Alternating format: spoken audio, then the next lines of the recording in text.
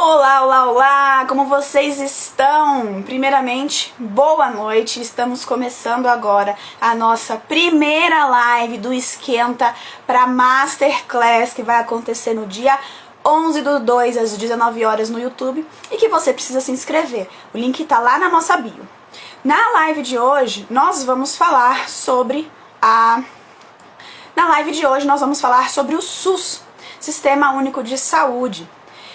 Mas antes, eu queria falar um pouquinho para vocês sobre o direito à saúde. Primeiro, assim, se você tá na dúvida se o direito da saúde é para você, com o que você vai trabalhar, já te adianto, é uma ótima área para se atuar, tá bom? Tem espaço para muita gente, são poucos os advogados realmente especializados que trabalham com isso. E aí também já te adianto, as demandas são contínuas e crescentes, tá? Então, é uma área muito boa para você investir, para você crescer, certo? Precisa ter pós, Andressa? Não necessariamente, o importante mesmo é você dominar o assunto, tá? É você estudar, de repente fazer uma mentoria para guiar os seus passos, ou um curso, não necessariamente uma pós, beleza? Outro recadinho que eu quero dar para vocês é sobre o IGEDs, né? Qual que é o objetivo? Por que vocês fizeram IGEDs, criaram IGEDs?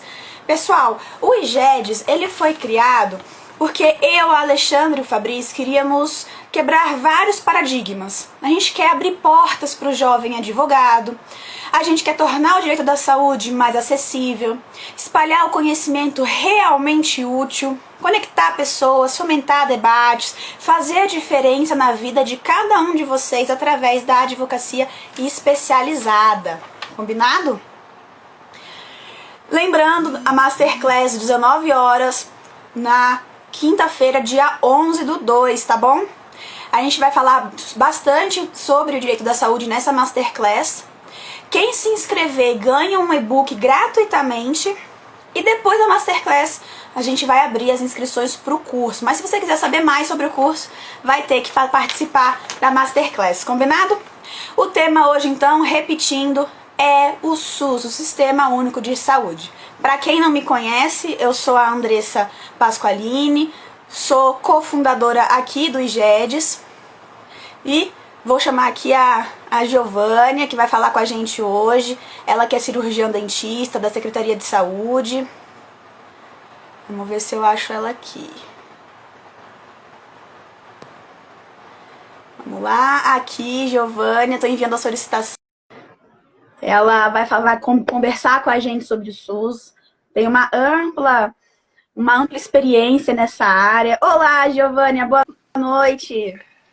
Oi, boa noite, Andressa, boa noite a todos e todas que nos assistem. Que satisfação abrir essa semana de lives aqui com o IGEDs, que vem para contribuir de uma maneira importantíssima no direito à saúde, uma área que precisamos cada vez mais termos advogados envolvidos e compreendendo, e com a honra de falar sobre o SUS. Muito obrigada pelo convite. Imagina, a gente que agradece, é um prazer imenso contar com você aqui na nossa primeira live. Queria agradecer por você ter aceitado o convite e agradecer a todo mundo que está aqui acompanhando a gente.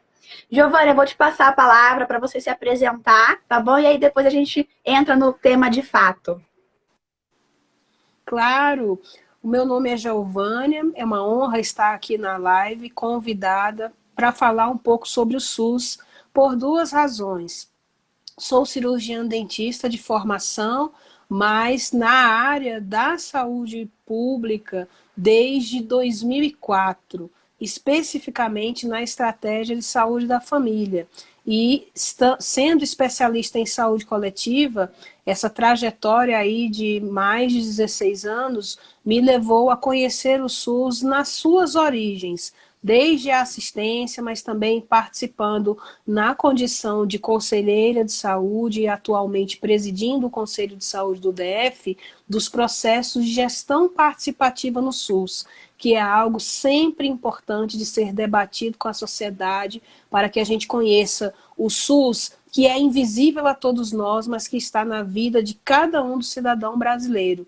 Então, oportunidades como essa são importantes para a gente fazer despertar em cada pessoa que não conhece tão bem o SUS esse sentimento de que precisamos defendê-lo porque ele, de fato, está na vida de cada um de nós. Com certeza. Vou aproveitar o gancho da sua fala e explicar um pouquinho para o pessoal o contexto histórico, como que o SUS surgiu. Porque eu tenho certeza que muitas pessoas acham que o SUS sempre existiu ou que só mudou de nome e que sempre houve uma saúde pública gratuita no país, aqui no Brasil, e não é assim, né? Na verdade, o SUS ele surgiu junto com a Constituição de 1988, que traz naquele famoso artigo 196 que a saúde é direito de todos e dever do Estado. Antes disso, antes da gente ter a saúde, o direito à saúde como uma garantia fundamental, uma garantia constitucional, somente tinha acesso à saúde pública, né? Que não era bem pública, não era gratuita. Mas somente os trabalhadores formais que contribuíam com a Previdência, eles, por contribuírem e por terem a carteira assinada, eles tinham acesso à saúde do trabalhador. O que significa dizer, então, que aquelas pessoas que eram trabalhadores informais ou que não trabalhavam ou que estavam em situação de rua, elas tinham de procurar ou uma Santa Casa de Misericórdia ou alguma ajuda que não do governo para poder se tratar do seu problema. E é exatamente por isso, por esse pilar, por essa característica do SUS ser gratuito e universal, ou seja, se você está empregado, se você está desempregado, se você paga plano de saúde, ou se de repente você está em situação de rua e, portanto, não contribui com os impostos, independentemente de tudo isso, o SUS ele é universal e você tem direito ao acesso às ações e aos serviços de saúde que o SUS oferece. Eu acho bacana a gente também falar que o SUS ele não é só uma vacinação, né? O SUS ele é uma pirâmide, onde ele tem 3 tipos de serviços de saúde. Ele tem a atenção primária, que são essas questões mais básicas e recorrentes realmente com relação à saúde. Mas ele também tem a atenção secundária, que trata das especialidades médicas. Então, se você tem algum problema específico e precisa entrar em contato, precisa marcar uma consulta com um médico especialista, o SUS vai trazer isso para você através da atenção secundária à saúde. E tem a atenção terciária, que são os casos de maior complexidade, como, por exemplo, os transplantes, né? O SUS, então, ele te dá toda esse suporte na saúde pública de forma gratuita, de forma universal. Ele é todo hierarquizado, então se você chega com um problema mais grave, você vai para um outro tipo de atenção que não a primária. Ele é dividido por regiões, então você tem as UPAs e as UBSs em várias regiões. Aqui no DF você tem em São Sebastião, no Plano, em todas as regiões administrativas. E ele ele é o que concretiza o nosso direito constitucional de ter direito à saúde, né? Eu acho muito bacana a gente estudar essa parte da história do SUS, porque não é todo mundo que conhece, e ela mostra como o SUS ele foi inovador e revolucionário na sua época. Ainda que ele seja ainda muito precário, digamos assim, no que tange aos investimentos ou as melhorias, ele é revolucionário, sim, e nós precisamos, sim, defender o SUS. E aí eu queria, já que você tem essa experiência, essa vivência bem próxima do SUS, da saúde pública, eu queria que você trouxesse para a gente aqui, Giovânia, a sua visão, né? Qual que é a sua experiência, o que você acha de bom, o que você acha que pode melhorar. A gente está aqui para te ouvir agora. Excelente, Andressa. Você traz um contexto do marco jurídico do SUS e do que antes essa ruptura que o SUS vem legitimando constitucionalmente, que ele é um direito, isso tem um peso que poucos países têm, é um direito de todo cidadão e é também um dever do Estado. Ele traz o marco, como você fala, legislativo, né, constitucional, e você traz também onde a gente enxerga o SUS com mais facilidade, nos níveis de atenção primário, secundário, na política de transplantes, que esse é aquele rol do SUS que a gente chama da assistência à saúde. A assistência à saúde, como a Andressa falou, estou lembrando da Ale que ela está me mandando mensagem. Um abraço, Ale. Como a Andressa falou, esse rol que a gente conhece, ele é o rol da assistência à saúde. E a mesma Constituição que previu o SUS, ela fala da possibilidade dos serviços complementares em saúde. Então, nós temos uma parcela da população que não vê e não vive esse SUS no dia a dia da assistência, que a Andressa trouxe, porque optam pelo serviço privado, em ter o seu plano de saúde, porque enquanto direito, imagine garantir esse direito para mais de 200 milhões de pessoas. Então, naturalmente, o direito está materializado, mas por uma série de fatores como esse de investimento que a Andressa traz, a opção de ter o serviço da assistência privado, ela existe e vários cidadãos terminam criando um rótulo para o SUS de que é tudo tão difícil. Nossa, eu não consigo a consulta, eu não consigo o remédio, porque o histórico desse SUS, que está como um direito, não ocorre de uma maneira significativa nos investimentos. Então, ele termina tendo um rótulo de um SUS que não dá certo, porque o acesso para essa assistência é tudo tão difícil. E aí, essa é uma percepção da cultura como um todo, que a pandemia veio para romper com essa característica. Mas eu gostaria de ter a oportunidade de complementar assistencial que a Andressa trouxe, o SUS invisível. O SUS que está na vida de cada cidadão, que é o SUS da vigilância em saúde. A assistência, a gente enxerga ela quando pega um remédio, ela é concreta, recebi o remédio, consegui a consulta, consegui o exame, mas como o próprio nome fala, a vigilância em saúde ocorre 24 horas, 365 dias do ano, e se o ano for bissexto, 366. E essa vigilância ocorre para a água que nós tomamos. Essa água que a gente toma, o SUS passou lá com a vigilância e fiscalizou a qualidade da água, fiscalizou os alimentos que nós compramos no supermercado, fiscalizou os medicamentos que, eu não preciso desse SUS, eu tenho meu plano de saúde, eu posso comprar o remédio, mas esse remédio que você está comprando, graças a Deus você tem o recurso, a Anvisa, que faz a vigilância em saúde, fiscalizou todo o processo para que esse produto chegue até você, mesmo que não distribuído gratuitamente do SUS, mesmo que adquirido comercialmente. Então, existe um SUS muito grande que a gente não vê e que precisaria demais ser valorizado. Eu trouxe aqui esse exemplo, a vigilância em saúde, porque a pandemia, ela evidencia para aquele grupo que não tinha acesso algum à saúde, a forma de ter a sua vida salva,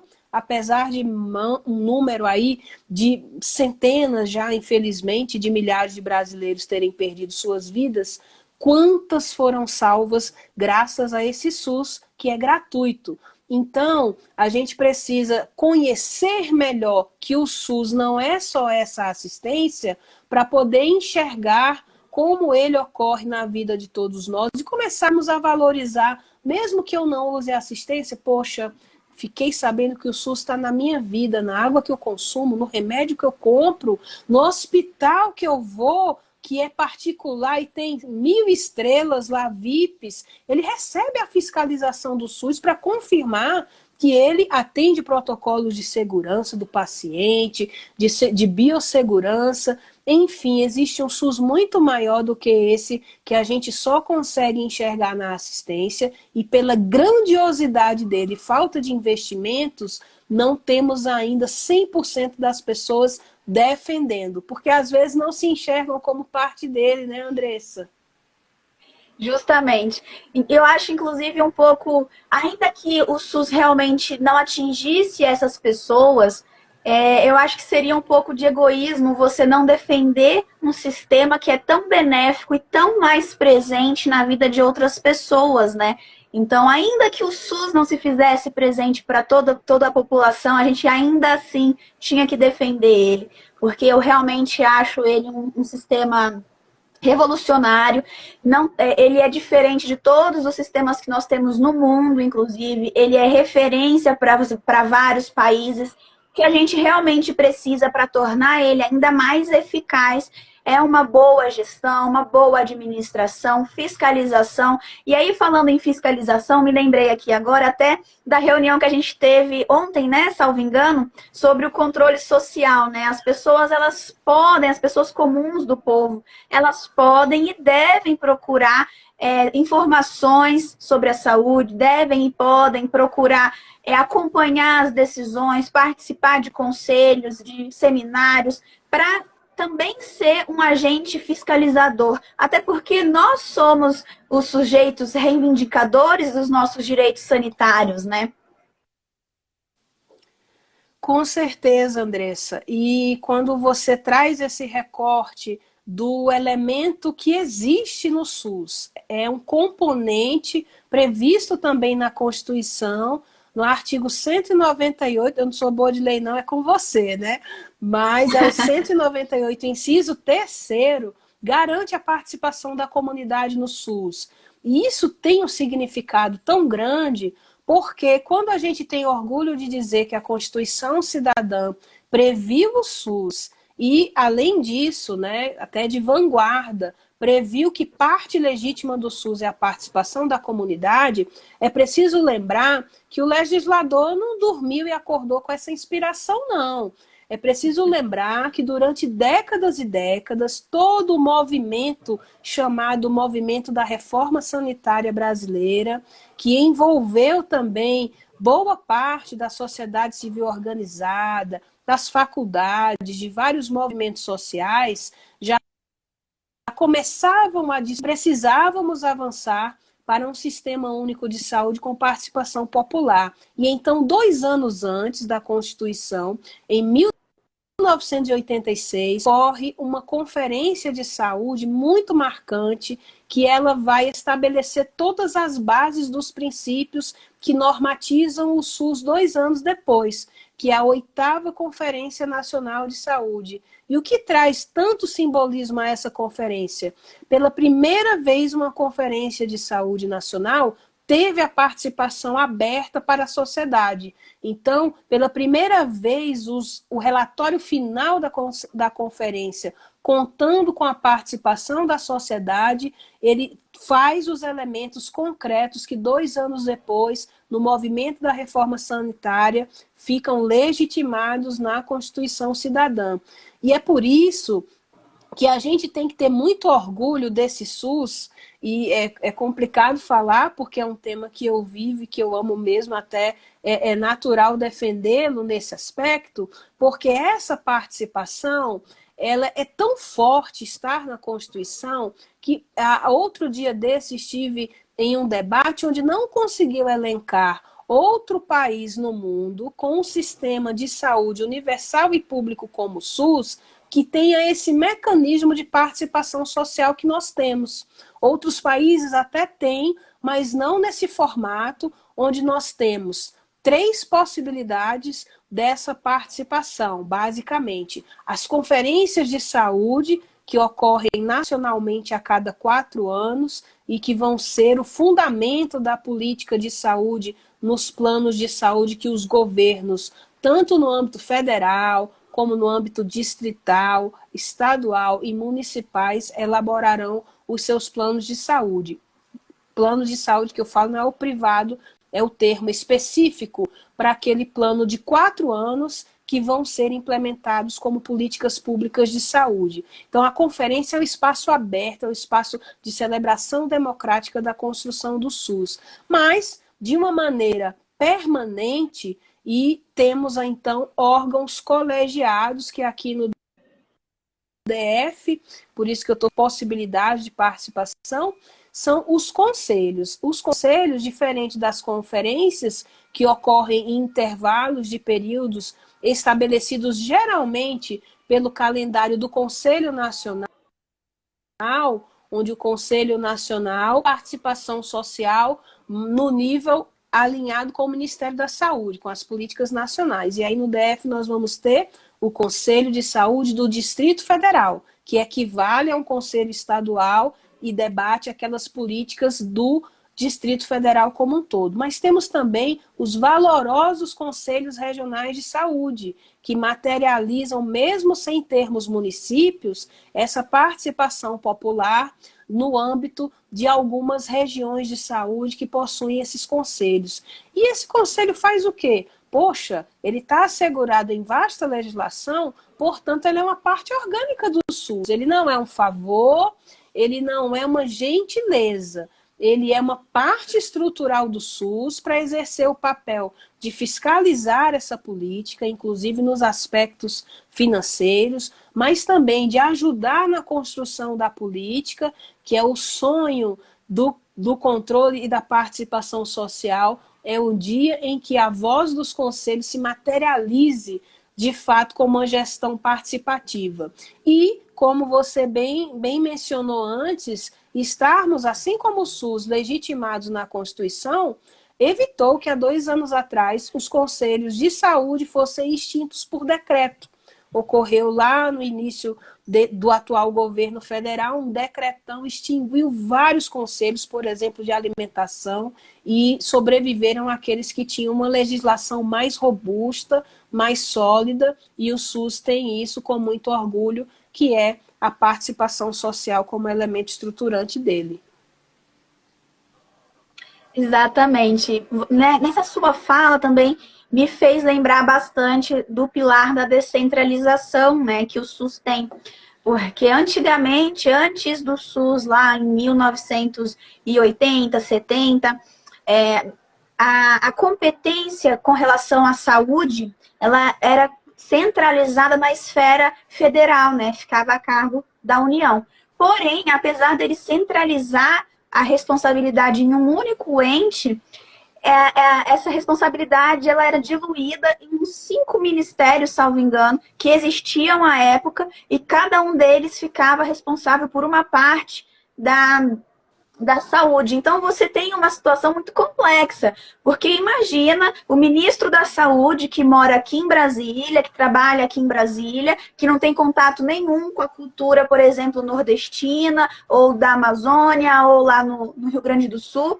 Aí, esse ministro que está tão distante das pessoas, de repente tem que escolher uma ação pública, uma política pública para ser realizada ali naquela região, que ele não tem tanto conhecimento, que ele não tem vivência. Então é muito complicado. Fora que cada ministério tomava uma decisão, respondia por uma parte da saúde, então era muito difícil. Aí, com o SUS, veio um dos pilares para sua construção, é essa descentralização. Então, nós temos o SUS em todas as esferas governamentais. Nós temos o Ministério da Saúde na União, que vai cuidar da saúde. Nós temos as secretarias de saúde para os estados e o DF, e cada município também vai ter a sua secretaria municipal. E por que isso é importante? Primeiro, porque traz, então, o representante do governo, traz o governo para próximo de todo tipo de população. Então, aquela população ribeirinha, lá no interior do Amazonas, ela vai ter o seu prefeito ali bem próximo dela para saber qual é a real necessidade, o que pode fazer, o que aquela população está acostumada, né? E, ao mesmo tempo, nós também temos o ministro da Saúde, que vai tomar suas decisões também com relação à saúde. Então, essa descentralização, ela traz os governantes para próximo de cada situação, e aí faz, então, também a gente até ter um tratamento mais igualitário, mais justo, né? Porque você acaba aceitando os diferentes tipos de população que o Brasil comporta, as diferentes doenças que, às vezes, se no sul está mais frio e aqui em Brasília está mais calor, então são situações diferentes, são doenças diferentes. Então, eu acho que o SUS ele é completo até nisso, né? Eu adoro, eu estava estudando a história do SUS, para fazer a nossa aula do curso que nós vamos lançar pelo IGEDES. E eu acho brilhante, eu acho o SUS maravilhoso, eu gosto muito de estudar esse contexto histórico, porque realmente traz essa carga de importância de como ele mudou vidas, né? De fato, Andressa, quando ele traz a característica de descentralizar, e aí a gente, se for pegar pelas palavras, né? Poxa, como é que ele é único, mas ele é descentralizado? E a gente vai vendo a precisão com que esse SUS foi idealizado nos seus pilares, porque ele fala assim, olha, eu sou o único porque eu tenho um comando central, que é, no caso, o Ministério da Saúde, mas, ao mesmo tempo, eu descentralizo para que a gente leve equidade a essas pessoas que tenham direito a um acesso universal. Então, como ele, do ponto de vista que certamente os que nos acompanham da área do direito vão ter uma compreensão melhor, a minha compreensão ela é mais do cotidiano mesmo, que coisa interessante dizer que ele é único, ele tem o comando único, mas ao mesmo tempo ele é descentralizado, ele garante um acesso que é universal e ele traz uma equidade para tentar tratar desigual essas características, como a Andressa fala, uma população ribeirinha, uma população quilombola, não vai ter a mesma política de saúde de uma população mais urbana ou de uma população mais rural. Então, ele, dentro dos seus pilares, já vai trazendo alguns aspectos que tornam ele amplamente democrático, que em outras políticas a gente não consegue enxergar essa mesma relação nesses níveis federal, estadual, municipal, na legislação se harmonizando e tentando se ajustar também.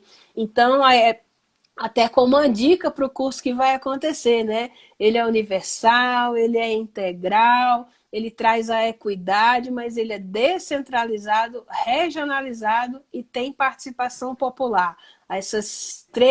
Seis princípios fundamentais do SUS, eles estão em qualquer nível que você procurá-lo, federal, estadual e municipal. Mas aí eu não posso adiantar as aulas do curso, né? Não vai deixar o pessoal com água na boca. É verdade, não vale. Eu acho que a gente poderia também ressaltar, Giovânia, os tipos de política que o SUS traz, né? Que ele é baseado em 3 pilares, que nós temos a promoção da saúde, a proteção aos agravos e a recuperação. E aí, isso às vezes pode ficar meio confuso, né, para a pessoa, jogado assim no ar. Então, é importante a gente dizer também que um dos diferenciais do SUS é que ele foca na promoção da saúde, na prevenção de doenças. Ele não é um sistema que deixa a vida passar, deixa as coisas acontecerem e vai se preocupar só com a cura. Até porque é muito mais dispendioso, muito mais complexo você tratar um problema do que você evitar ele, né? Então, esse é um dos diferenciais, ele foca na promoção.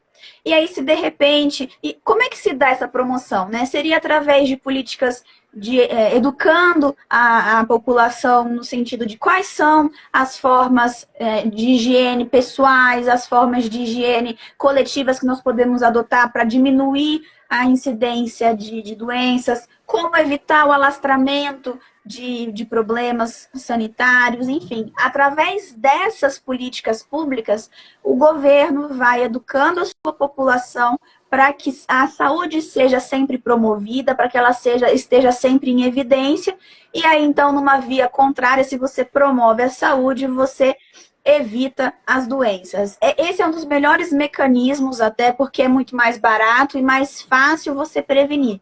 Inclusive, abrindo um parênteses, com a questão do uso das máscaras por conta da pandemia, já foi conferido que houve uma diminuição do número de pessoas gripadas, né? Porque você acaba evitando esse contágio, o alastramento da doença. Então, tá aí uma nova forma de prevenir a doença, de promover a saúde.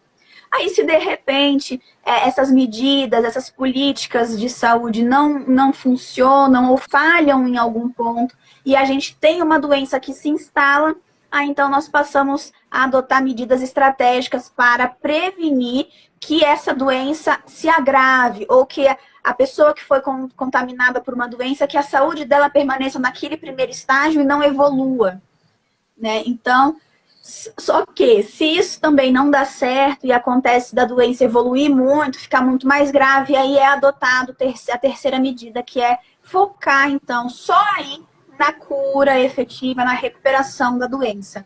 Eu acho isso também bacana da gente ressaltar, porque a maioria das pessoas pensa, quando você fala em saúde ou problemas de saúde, pensam em recuperar a saúde, em curar.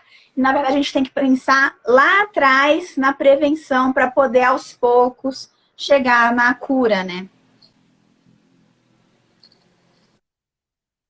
Perfeito, o seu esclarecimento é perfeito, Andressa, que essa questão de você fazer uma forte educação em saúde, e a gente percebe o exemplo que você traz, ele é muito concreto, que já está muito no nosso dia a dia, do máscaras, que ele vem da cidade da pandemia Covid, e ele vem como uma medida nesse sentido de orientação, de educação em saúde, de promoção da saúde, com foco na Covid. Quantas outras infecções do trato respiratório foram evitadas também?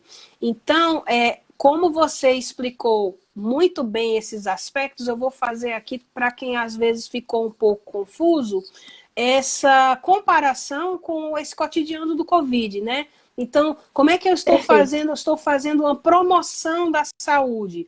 Ela é uma política ampla e massiva que vai utilizar, seja as mídias impressas, seja a TV, seja a internet, para informar a população: olha, nós estamos numa pandemia, precisamos lavar as mãos, precisamos usar máscaras, precisamos ter essa etiqueta respiratória, precisamos sair o mínimo possível, evitar as aglomerações, seja de educação e saúde, onde ela está realizando esses aspectos da promoção. Já no sentido de uma proteção da saúde, dentro dessa mesma linha que estamos vivendo, nós podemos ter medidas mais rígidas, por exemplo, no âmbito que é do secretário de saúde, normatizando algumas regras, como, por exemplo, em determinado momento, você pegar, né, na hora dos agendamentos das consultas. Poxa, antes agendava 10 pessoas, né? Vou trazer aqui o exemplo da odontologia, que é do meu dia a dia, né? Então, na odontologia, o que é que eu faço para a etapa da proteção da saúde? Eu estou na etapa de promoção, eu ensinei a escovar. Vamos escovar direito os nossos dentes. Falhou essa minha orientação. Aí eu vou para o segundo nível, que é a proteção. Poxa, não deu certo aqui com a Andressa, levada, tá comendo muito doce, começou a manchar, não deu doença ainda, mas vai chegar na doença. Deixa eu tomar uma atitude aqui de proteção. Vem cá, Andressa, vamos fazer umas aplicações de flúor, vamos fazer aqui algumas orientações mais direcionadas. Eu ainda estou protegendo porque o mal maior não chegou. Mas furou de novo, Andressa, puxa vida, não deu certo. Lá veio o furinho no dente lá da Andressa, chegou a cárie, uma abordagem bem popular aqui para quem está nos assistindo, porque fica mais claro, né? Eu ensinei a escovar, promovi, apliquei o flúor, protegi, deu tudo errado, aí eu vou ter que fazer agora um mecanismo, né, que já é de recuperação da saúde, porque a doença cárie, no caso do meu exemplo aqui, se instalou, então eu irei precisar realizar um procedimento, recuperar aquele dente, enfim, eu acho que esse exemplo aqui da odontologia, que quem não passou em um dentista, né?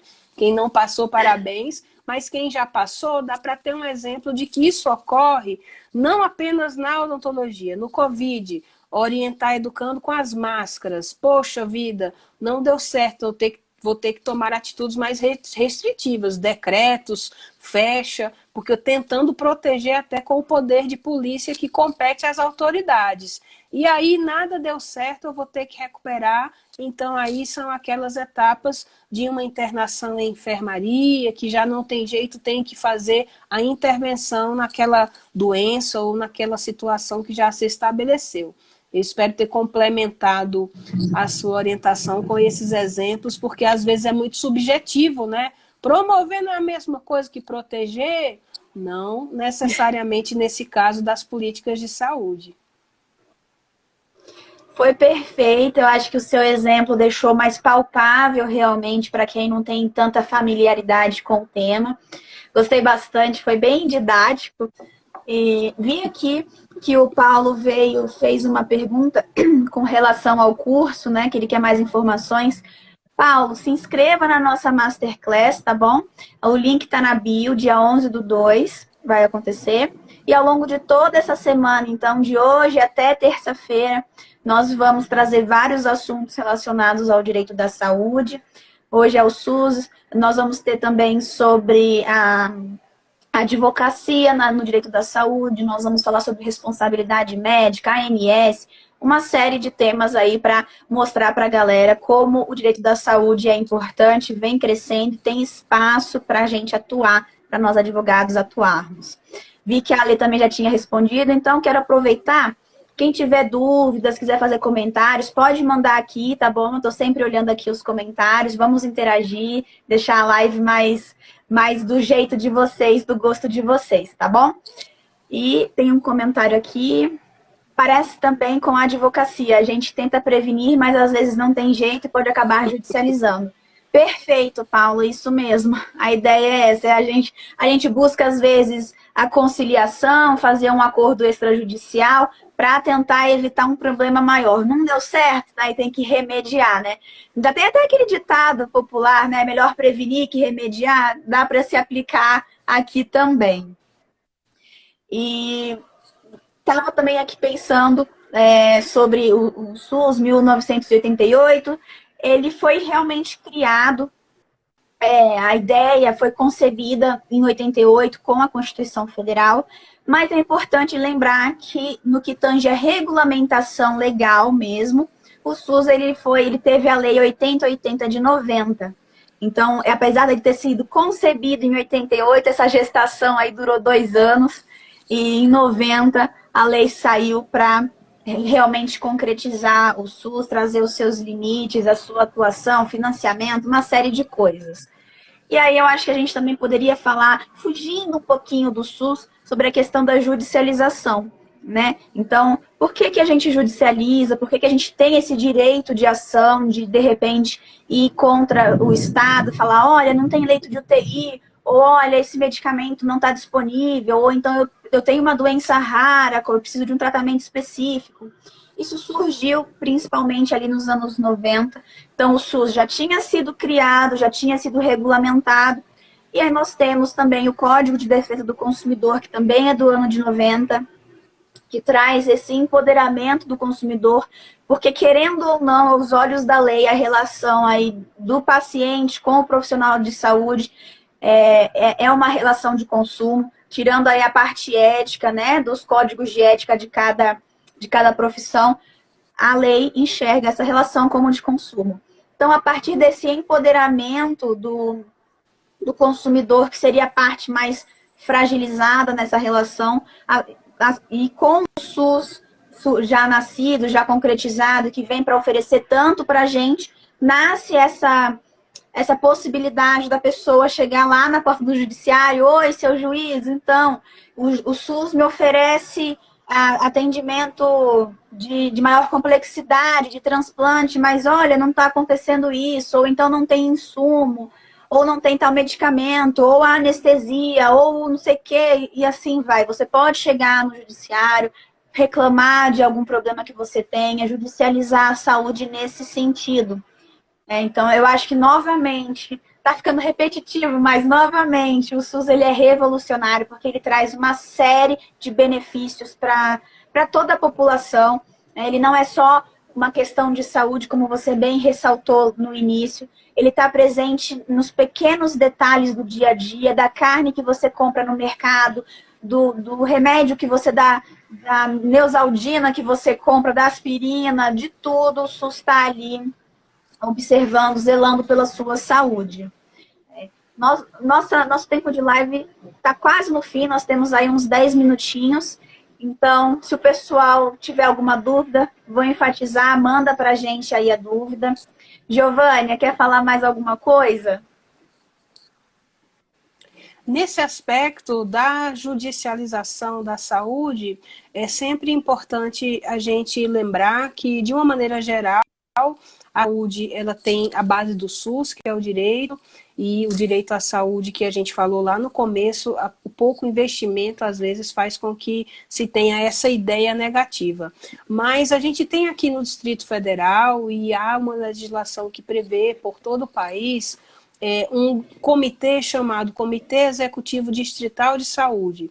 E é bem interessante como o papel desse comitê, que é parte da estrutura do Tribunal de Justiça do Distrito Federal e territórios, ele favorece esse debate. E para você ver que interessante, Andressa, o Conselho de Saúde também participa desse comitê para buscar diálogos e intermediações e entender nesse processo tão complexo que é entregar a assistência, que sem dúvida é o que repele muitas pessoas a entenderem que o SUS dá certo, que é gente demais com o direito para uma assistência que não oferta na quantidade que as pessoas precisam. E é um espaço muito interessante e estratégico, onde são feitas exatamente essas tratativas para tentar uniformizar demandas, aquela sobrecarga de demanda individual, tornando elas coletivas, levando propostas aos gestores da saúde para correções no meio do caminho de cenários que estão tendendo a serem judicializados, porque a gente sabe, e para concluir aqui o meu raciocínio, que a questão dessa judicialização no SUS muitas vezes ela não consegue se materializar, e isso é muito comum, né? Porque você vê, às vezes, até a denúncia da TV, poxa, eu fui à Defensoria Pública, eu fui com o advogado, está aqui o meu direito a essa UTI, e o Estado não está cumprindo, porque tem uma série de especificidades muito que não são tão genéricas, como você peticiona, ganhou a decisão e não tem aquela determinada UTI, aquela especificidade que o paciente demandou, não tem em local nenhum, ou não tem nem mesmo no DF, ou aquele medicamento, eu quero porque a Europa é esse, mas o do SUS é o outro.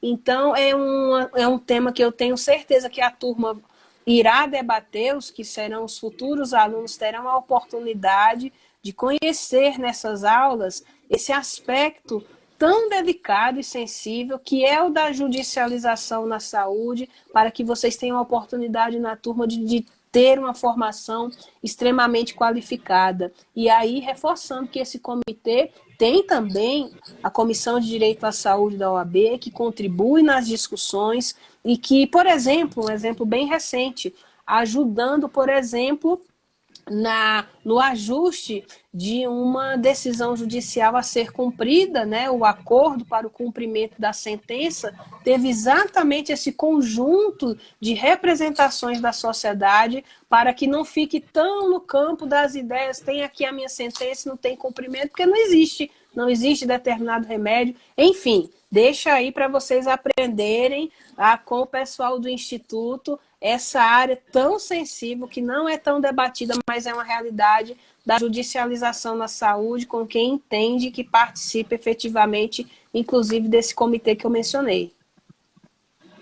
Exatamente. Eu achei, no fim, eu falei que eu ia fugir um pouquinho do tema do SUS, mas no fim acabou que não fugiu, e eu acho que foi um adendo bem bacana, até porque o pessoal comentou aqui que não conhecia, não sabia desse comitê.